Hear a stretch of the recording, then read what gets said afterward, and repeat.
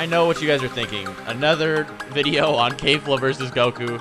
However, this video is actually very important. It touches up on the power of Super Saiyan Blue compared to God, and it touches up on numerous things about kefla and Goku in general that people were getting misconcepted in the previous episodes. And I did ask you guys on Twitter, I was like, do you guys want me to even touch up on this? I mean, it's big, but if you guys are getting tired of it, I'll work on something else. You guys said no, just talk about this episode. At least 80 of you did. There's one guy on my tweet that said not to. But regardless, let's just do a short little video, easy to digest, and let's get on with it. So the whole tens-fold thing by Vados was actually confirmed to be several tens, and we confirmed in my last video that several tens could be in hundreds, especially several sets of tens. And also we do know that Krillin states that kefla is actually growing more and more powerful as the fight goes on. In fact, everyone states that kefla is getting more powerful, and so is Goku actually. And it's also, the fact is that it's hammering on Goku is fatigued, Goku is fatigued, Goku is fatigued. The whole fight. That's what Champa keeps repeating, that's what Beerus keeps repeating, everyone's repeating, Goku is fatigued. So the writers are clearly trying to suggest, no, kefla is not as strong as Goku if he was at full power. That's clearly what they're trying to suggest here. If Goku went Kaioken times 20 like he did versus Jiren, he would obliterate kefla, right? That's what's being implied. Goku has no stamina, that's bulleted. And Goku is not holding back anymore. So he is at whatever full power fatigue god he's at. Now, I would argue that he's still a god tier, obviously. I mean, just because you're a god doesn't mean you somehow become exponentially weaker. I mean, he's still, to use the form itself, to use blue itself, along with Kaioken, mind you still need to have a significant amount of energy to even do that. I mean, he couldn't even do that versus Frieza. So it goes into, the case that he does have enough stamina to at least use Kaioken, which is actually a lot, because Kaioken is a strain on the body. Now, Vados states kefla should be careful versus Super Saiyan Blue, even though we just witnessed, and by the way, this is the same audience that takes everything hyper literal. They don't think that people can be suppressed or anything. And they state kefla should be careful versus Blue, even though kefla just rotted God in base form. And Champa confirms kefla as a Super Saiyan is far greater than his expectations.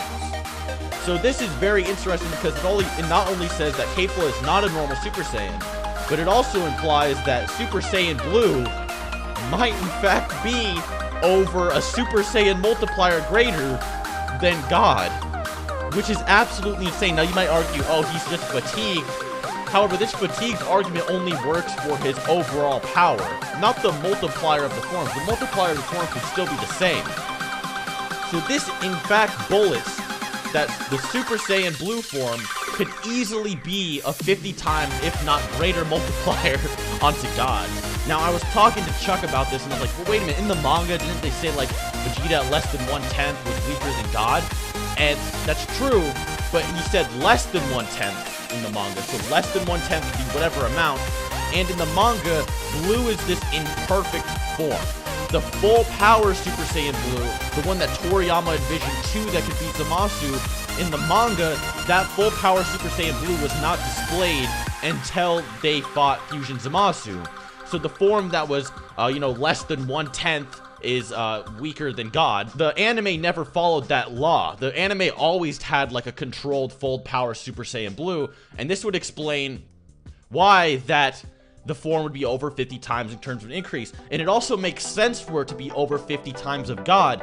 An example of why it should be over 50 times God is simply because we know that the Master, we don't know if she's Master Berserker, but it's more than likely if she's still using the form against, if she's still using the same form against Ultra Instinct, who she's basically crapping himself over, that's more than likely that's the Mastered Berserker form. That's over Super Saiyan 2 level. So that would be over 100 times. And for Goku with Kaioken and kefla for full power, for Goku to damage that, he would have to reach over a 100 times multiplier. So if his blue form is over 50 times, and he's getting stronger as the fight goes on, and then Kaioken multiplies that by 2, and he goes a little bit over 100 times, or whatever amount over 100 times, and damages kefla, that would actually make logical sense.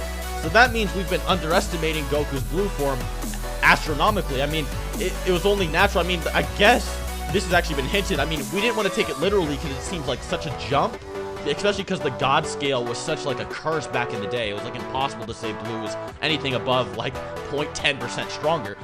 But without the God scale that's been retconned, times 50 it makes sense because Goku also says, you know, Super Saiyan Blue is the power of a Super Saiyan God that's gone Super Saiyan. So I mean, it's like it's already been stated numerous times. We know Super Saiyan's a 50 times multiplier.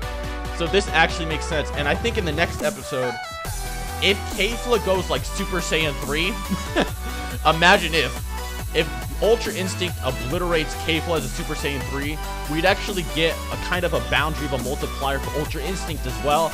I hope something like that happens so that we can talk about it more. I don't want to drag this on too long. Obviously, it's the kefla versus Goku thing, and everyone's irritated. Everyone takes their hate out on kefla on my dislike bar for some reason. I'm not saying kefla is a great character or makes sense. I'm just explaining Goku's new powers, alright? Anyways, guys, hope you enjoyed. Until next time.